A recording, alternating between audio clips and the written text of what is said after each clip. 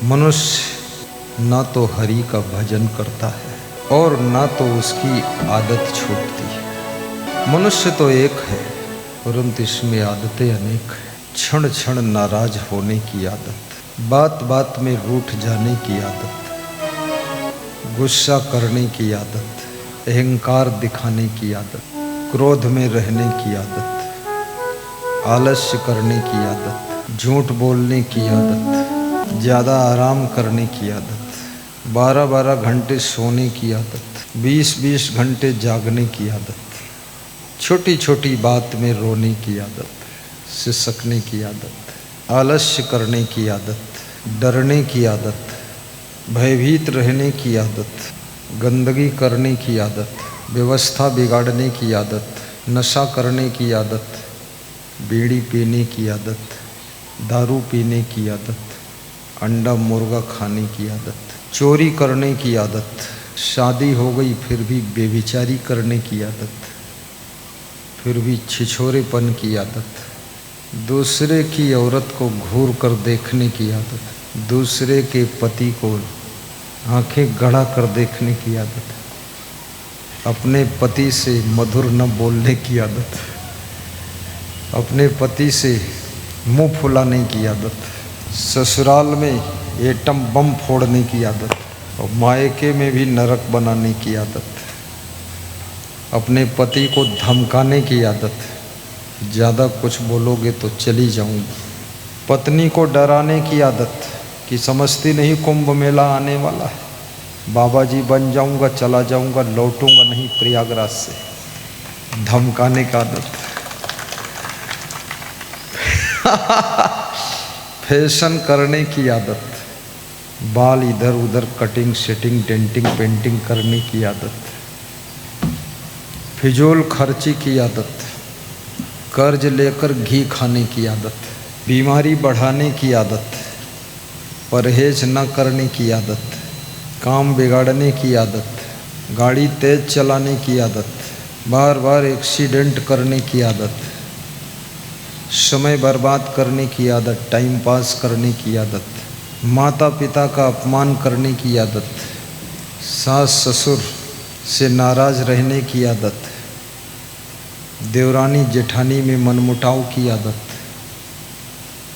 ससुर दामाद में रूठ जाने की आदत, नाना प्रकार की आदतों में बंधा हुआ एक इंसान परेशान रहता है। डायलॉग बोलने की आदत। एक सज्जन कह रहे थे जो बंद आँखों से सपना देखते हो वो सपना नहीं है, जो खुली आँखों से सपना देखते हो असली सपना वो है। उस सपना को साकार करने के लिए नींद को त्याग करना पड़ता है, तब वो सपना साकार होता है। लेकिन मैं कहता हूँ बहुत ज़्यादा सपना देखो ही मत। सपना देखना है तो सोते समय गुरु दर्शन का सपना देख लो, बाकी सपना देखने की ज़रूरत नहीं है। और सपने साकार करने के लिए नींद भंग करने की ज़रूरत नहीं है, क्योंकि जिसकी नींद भंग हो गई तो उसका स्वास्थ्य खराब हो जाता है, और जो स्वस्थ नहीं रह सकता है वो अपने सपने साकार कैसे करेगा? वो तो हमेशा दवाई ही खाता रहेगा, अस्पताल में भर्ती रहेगा। महात्मा बुद्ध ने कहा है कि जीवन के कल्याण का मार्ग मध्यम मार्ग है। अति के ऊपर मत जाइए। अति सोना भी गलत है, अति जागना भी गलत है, अति काम करना भी गलत है और अति आराम करना भी गलत है। अति खाना भी गलत है, अति भूखे रहना भी गलत है। हर चीज़ अति। जहाँ पर मनुष्य अति करता है वहाँ पर उसकी क्षति होती है, दुर्गति होती है। इसलिए अति से बचो। अति नहीं करना है, अति से अपने आप को बचाइए।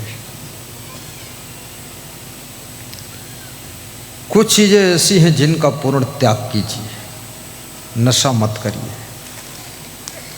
नशा होना चाहिए तो सिर्फ एक नशा होना चाहिए, वो सत्संग का नशा होना चाहिए, भक्ति का नशा होना चाहिए। जैसे पटना से लोग आए, कलकत्ता से आए, पश्चिम बंगाल से, दिल्ली से आए, हरिद्वार से आए, बक्सर से आए, गोरखपुर से आए, बहुत दूर दूर से लोग आए।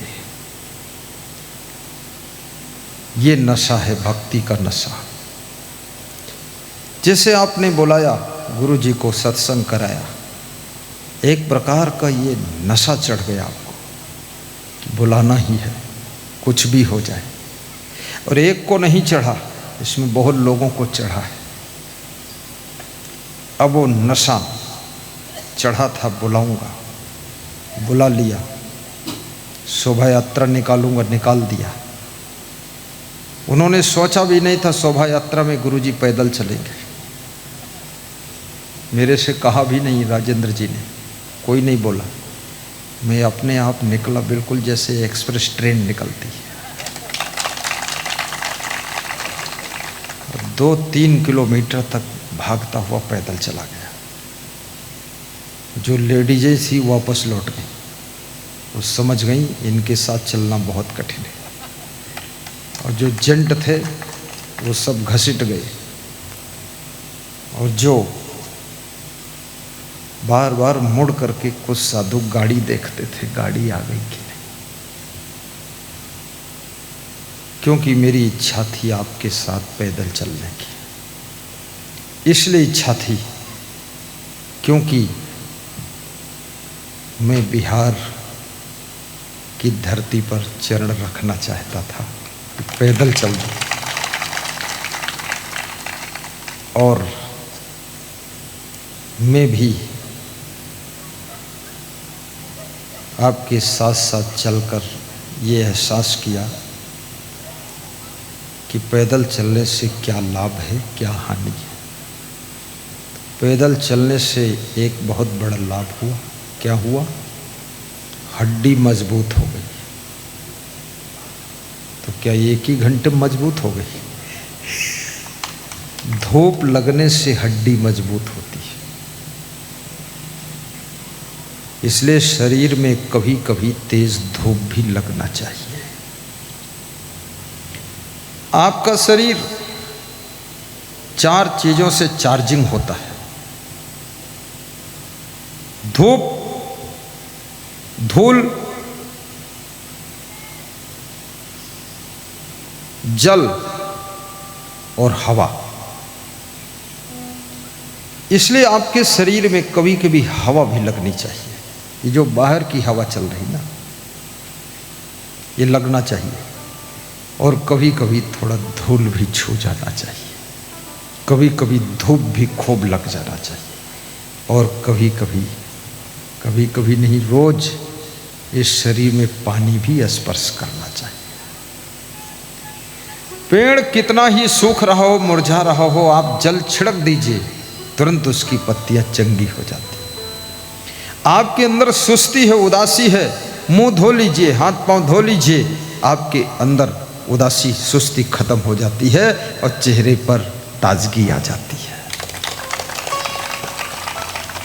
इसलिए बार बार गर्मियों में मुंह धो लिया करो। जब सोया करो, हाथ पांव मुंह धोकर सोया करो, मीठी नींद आएगी।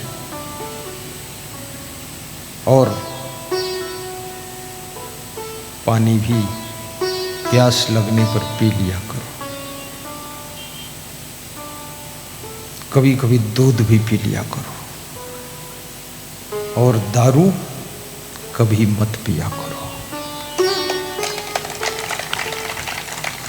दारू नहीं पीना। देखो, गाय भैंस घास खाती है, भूसा खाती है, पैरा खाती है और दूध बना कर देती है। और उस आदमी दूध खाता है और दूध बेचता है, उसके बाद दारू खरीद कर पीता है। आदमी दारू बनाता है। घास खाकर गाय दूध बना देती है और दूध पीकर आदमी दारू बनाता है और सबको दारू पिलाकर नशे में डाल देता है। कितना खतरनाक प्राणी है आदमी और कितने नशा इसने ढूंढा है। छोटा से छोटा नशा बीड़ी ढूंढा है। कम नशा चाहिए तो बीड़ी पी लेता है, थोड़ा उससे ऊपर वाला चाहिए तो सिगरेट पी लेता है, थोड़ा और ऊपर वाला चाहिए तो फिर गांजा पी लेता है, थोड़ा और ऊपर चाहिए तो फिर भांग खा लेता है। कहता ये शिव जी की बूटी है, जन्म जन्म की घूंटी है, और आदत नहीं ये छूटी है, और बात हमारी झूठी है और शिव जी की बूटी है। भांग खा लेता है और ऊपर का नशा। फिर देशी शराब पीता है, फिर देशी में संतुष्टि नहीं हुई तो विदेशी शराब, फिर ठंडी बियर, फिर महाठंडी बियर। न जाने कितनी अंदर आग लगी है महाठंडी बियर। इंग्लिश बियर, बच्चों के पास में अंडर बियर नहीं है और ये चंदूलाल इंग्लिश बियर पीते हैं और चौपाई गाते हैं रघुपति राघव राजा राम, और फिर कहते हैं पता न पावें सीता राम, और शाम हुई तो 200 ग्राम और दारू पी गई लल्लू राम। ये क्या गा रहे हो, क्या कर रहे हो? और ये सब केवल आदत है और कुछ नहीं। बचपन में तुम शराब नहीं पीते थे, बीड़ी नहीं पीते थे, गांजा नहीं पीते थे, सिगरेट नहीं पीते थे, भांग नहीं खाते थे, तंबाकू नहीं खाते थे, कभी उसको याद भी नहीं करते थे। लेकिन धीरे धीरे उम्र बढ़ी, जवानी आई, कुसंगत पड़ी, गलत लोगों की संगत में फंस गए, धीरे धीरे खाना शुरू कर दिया, आदत बन गई। अब कहते हो आदत छूटती नहीं है, और जब खाने को नहीं मिलती तंबाकू तो मन बेचैन होने लग जाता है। याद रखना, गलत आदत बनाइए ही मत तो छोड़ने की ज़रूरत ही नहीं पड़ेगी। कपड़े गंदे मत करिए तो बार बार धोने की ज़रूरत नहीं पड़ेगी। साफ रखिए कपड़ा, संभल कर पहनिए, जहाँ गंदगी है थोड़ा ऊपर समेट लीजिए। जितने लोग नहीं डूबे हैं नदियों के पानी में, धरती पर जितने लोग नहीं डूबे हैं समुद्र के गहरे पानी में, उससे भी करोड़ों गुना ज़्यादा डूब चुके हैं बोतलों के बंद पानी में, बोतलों के बंद पानी। बिहार में सरकार के द्वारा शराब बंद कर दी गई है, लेकिन लोगों का पीना बंद अभी भी नहीं हुआ। झारखंड से मंगा लेते, यूपी से मंगा लेते, पश्चिम बंगाल से मंगा लेते, चाय की तरह घर में बना लेते, और पुलिस कहाँ तक चेक करेगी? और पुलिस चेक करने भी जाती है तो कहती है एक गिलास हमको भी दो, दोनों पिएंगे। हाँ, दमादम मस्त कलंदर, पुलिस वालों का भी पहला नंबर, वो भी कम नहीं। एक ट्राली पर पीछे लिखा था छत्तीसगढ़ प्रदेश में कि मनुष्य देवता नहीं बना, इस बात की कोई गम नहीं। देवता नहीं बन पाया, कोई गम नहीं। मनुष्य देवता नहीं बना, इस बात की कोई गम नहीं। मनुष्य कम से कम दानव नहीं बना, ये बात भी कोई कम नहीं, ये बात भी कोई कम नहीं। बोलिए सदगुरु भगवान की जय। और ये भी याद रखना,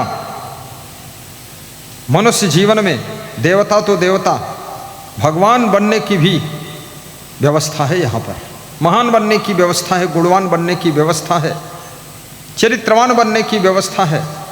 देवता भी तरसते हैं, इंतजार करते हैं कि हम मनुष्य कब बनेंगे। सुर दुर्लभ सदग्रंथन गावा, बड़े भाग्य मानुष तन पावा। जिस मनुष्य शरीर को पाने के लिए देवता तरस रहे हैं, उस मनुष्य शरीर को पा करके तुम दारू पी रहे हो, लड़ाई झगड़ा कर रहे हो, अपनी पत्नी को गाली दे रहे हो, घर को नरक बना रहे हो। जिस मनुष्य शरीर को पा करके राम भगवान कहलाए, बुद्ध भगवान कहलाए, महावीर भगवान कहलाए, जिस मनुष्य शरीर को पा करके क्षमा देव महान कहलाए, जिस मनुष्य शरीर को पा करके सदगुरु कबीर साहब संतों के सम्राट कहलाए, उस मनुष्य शरीर को पा करके हम केवल तंबाकू में फंसे हुए, पुड़िया में फंसे हुए। कितनी बड़ी भूल है। सोने की कुदाल से खेत की गुड़ाई नहीं की जाती है, याद रखना। लोहे की कुदाल से खेत की गुड़ाई की जाती है। ये आपको सोने की कुदाल जैसा मनुष्य का शरीर मिला है, इससे ऐसे गलत कर्मों की गुड़ाई मत कीजिए। कृपया इस शरीर को कहाँ लगाना है? परमार्थ में, धर्मार्थ में, निस्वार्थ में लगाना है और इस शरीर से वह स्थान प्राप्त करना है जहाँ पर भगवान भी झुकने के लिए खड़ा हो जाता है। बोलिए सद्गुरु भगवान की जय। जब वाल्मीकि के आश्रम पर राम भगवान गए थे तो दंडवत प्रणाम वाल्मीकि को किया था दौड़ करके। भरद्वाज के आश्रम पर प्रयागराज में राम भगवान गए थे तो दंडवत प्रणाम किया था। सोचिए, भरद्वाज भी तो मनुष्य के रूप में थे, वाल्मीकि भी मनुष्य के रूप में थे, लेकिन एक विचारक ने बहुत बड़ी बात कहा है कि आदमी आदमी में अंतर, कोई हीरा तो कोई कंकर, कोई कंकर। कबीर साहब कितने महान संत हुए और आप भी कम महान नहीं हैं, महान हो सकते। सब मांस मछली अंडा मुर्गा शराब बीड़ी सिगरेट गांजा चरस तंबाकू दारू सब छोड़िए, सुंदर स्वभाव बनाइए, सुंदर चरित्र बनाइए, सुंदर कर्म कीजिए, अच्छे इंसान बनिए। आप देखिए जन जन के दिल में ये आवाज़ उठने लगेगी कि वो तो बहुत महान व्यक्ति है, वास्तव में महान है, सब कहने लगे। कितनी स्त्रियों को कहते सुना है कि हमारे पति जी भगवान तो नहीं है लेकिन भगवान जैसे लगते ही है, क्योंकि इनमें गुण बहुत है। और कितने पुरुषों से मैंने सुना है कहते हमारी जो पत्नी है, अरे क्या बात गुरुजी, लक्ष्मी जी को तो हमने देखा नहीं लेकिन मेरे घर की ये साक्षात लक्ष्मी है, इसने घर में सब शांति बना रखी।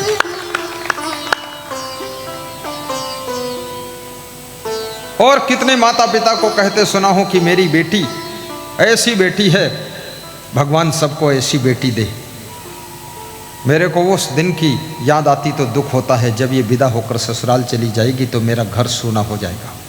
इस बेटी में कितने गुण हैं, ये रंगोली बनाती है, पर्दे ठीक करती है, साफ सफाई करती है, मोबाइल में हर समय बिजी नहीं रहती है और पढ़ाई भी अच्छी करती है, भोजन भी फट से बना देती है, नाश्ता बना देती है, नाराज़ नहीं होती है और माता पिता के पास में बैठ कर के मीठी मीठी बातें भी करती है। ये बेटी नहीं है, ये तो पंच कन्या में से एक कन्या पैदा हुई है।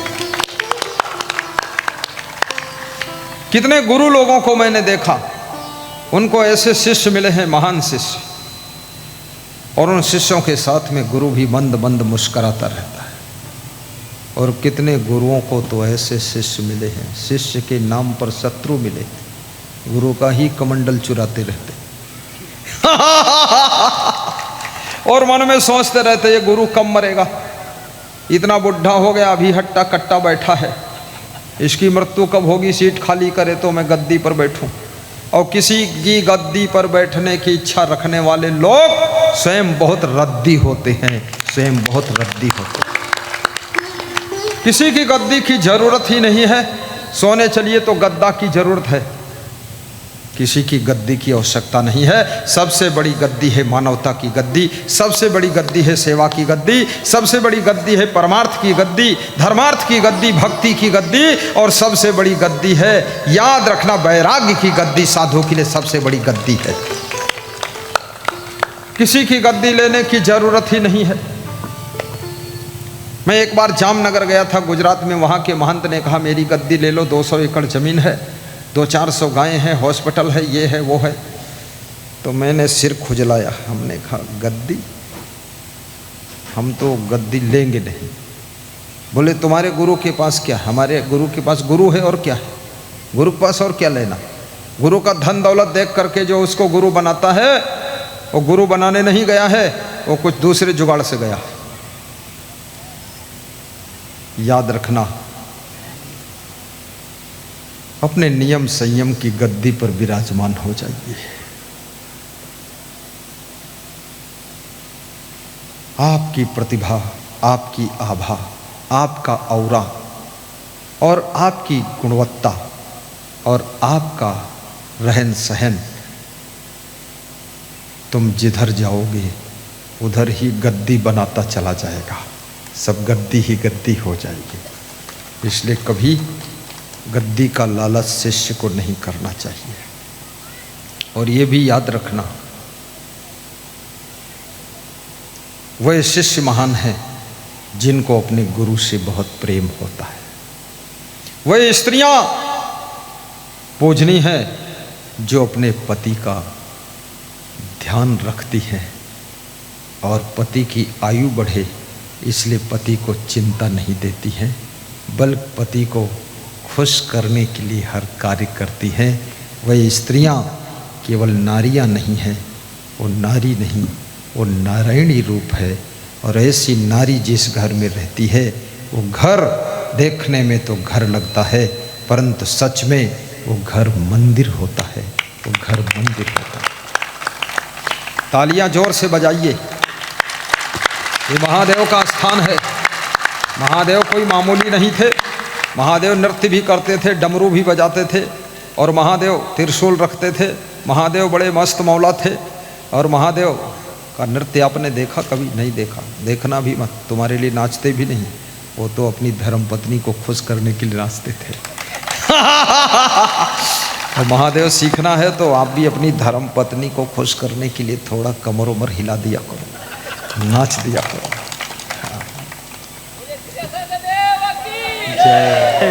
नाचने का मतलब क्या है? सुबह से लेकर के शाम तक दौड़ दौड़ करके काम करिए, वो काम करिए जिससे आपकी पत्नी भी खुश हो, बच्चे भी खुश हो, माता पिता भी खुश हो, सास ससुर भी खुश हो। यही नाचना है। इसके लिए कबीर साहब ने कहा है, प्रेम पाट का चोलना पहिर कबीरू नाच। प्रेम रूपी कपड़ा पहन करके कबीर साहब कहते हैं सुबह से लेकर शाम तक कार्य करो, यही नाचना है। प्रेम रूपी कपड़ा पहनो और प्रेम से जो कार्य करोगे याद रखना वो कार्य सफल भी होगा, साथ में उस कार्य में थकान नहीं आएगी और उस कार्य में मुस्कान आएगी और बहुत अच्छा लगेगा। प्रेम से करो। विद्यार्थी को प्रेम से पढ़ाई करना चाहिए। कितने विद्यार्थी दबाव प्रभाव में पढ़ाई करते हैं, माँ बाप के डर से पढ़ाई करते हैं, शिक्षकों के डर से पढ़ाई करते हैं। डर से नहीं, प्रेम से करो, रुचि से करो, अपने मन से करो, आनंद से करो। धीरू भाई अंबानी अपने कर्मचारियों से पूछा करते थे कभी कभी कि काम करने में आनंद आ रहा कि नहीं। कर्मचारी मुस्करा देते थे, आनंद आ रहा है। बोले अगर तुम्हें आनंद आ रहा है तो तुम्हारे काम के परिणाम में हमको भी आनंद आने वाला है। आनंद आना चाहिए। रोटी बनाने में भी आनंद आए, भोजन बनाने में आनंद आए, कपड़ा धोने में आनंद आए, गाड़ी चलाने में आनंद आए, भजन गाने में आनंद आए। हमारे साथ में संत लोग भजन गाते हैं, उनको बड़ा आनंद आता है। दूसरे का आए चाहे ना आए उनको आ जाता है। दो संत हमारी टीम में बहुत अच्छे गायक हैं, प्रेमपाल दास और सर्वेश दास। वो गाने को नहीं पाते हैं तो उनको आनंद कम आता है। जो गाने को मिल जाता है ना, अरे क्या बात है, आनंद आ जाता है। प्रवचन करने में भी आनंद आना चाहिए, गाने में भी आनंद आना चाहिए। और जब आपको आनंद आएगा गाड़ी चलाने में तो याद रखना पीछे बैठने वालों को भी आनंद आ जाएगा। और जब तुम गुस्सा में गाड़ी चलाओगे तो पीछे बैठने वाले जरूर भूसा हो जाएंगे, कहीं लड़ेगी वो, ये मरेंगे, गुझल जाएंगे। तो आनंद, शिक्षक को विद्यालय में पढ़ाने में आनंद आना चाहिए। खेत में काम करते समय किसान को आनंद आना चाहिए। झाड़ू लगाते समय महिला को आनंद आ जाना चाहिए, झाड़ू पोछा करते समय। जीवन में आनंद की कमी नहीं है। जहां तुम हो वहीं पर आनंद को पैदा कर सकते हो। ये तुम्हारे बुद्धि में कला है, विवेक में कला है। आनंद को तुम जितना बढ़ाना चाहो बढ़ा सकते हो, आनंद को मिटाना चाहो तो मिटा सकते हो। और परिवार में हंसी खुशी का वातावरण बनाइए और अपने परिवार को खुश करने के लिए बहुत सारी आदतों को त्याग करिए और गुरु के चरणों में बुरी आदतों को भेंट कर दीजिए, भेंट कर दीजिए। बोलिए सद्गुरुदेव की जय। जय हो, जय जय जय जय जय। ये महान भक्त हमारे गोरखपुर के गंगा प्रसाद जी, इनकी बहुत बड़ी श्रद्धा है। जय बोल रहे थे अभी। याद रखना कबीर साहब कहते हैं, जय मरने से जग डरे मेरे मन आनंद, कब मरी हूँ कब पाई हूँ पूर्ण परमानंद। कबीर साहब कहते हैं जिस मौत से संसार डरता है, उस मौत का नाम सुनकर, उसकी चर्चा सुनकर, मौत के बारे में पढ़ करके मौत के बारे में प्रवचन सुनकर मेरे मन में आनंद आ रहा है और मैं इंतज़ार कर रहा हूँ कि कब मरूंगा, कब पाऊंगा उस परम आनंद को। ये शरीर का भी झंझट खत्म हो जाएगा, मोक्ष की प्राप्ति हो जाएगी। इसलिए मैं मौत को गले लगाता हूँ, जब तुझे आना है आ जाइए। मौत हजारों बार आई है, लाखों बार आई है, तुम्हारे शरीर को मार सकती है, तुमको नहीं मार सकती है। तुम शरीर नहीं हो, तुम शरीर के भीतर छुपे हुए परम तत्व परमात्मा रूपी आत्मा हो। आत्मा को मौत मार नहीं सकती है, केवल शरीर के पिंजड़े को चेंज कर सकती है। इसलिए मौत से डरने की बात ही नहीं है। मौत का स्वागत कीजिए, ये पुराना पिंजड़ा चेंज हो जाए और नया पिंजड़ा आपको प्राप्त हो जाए।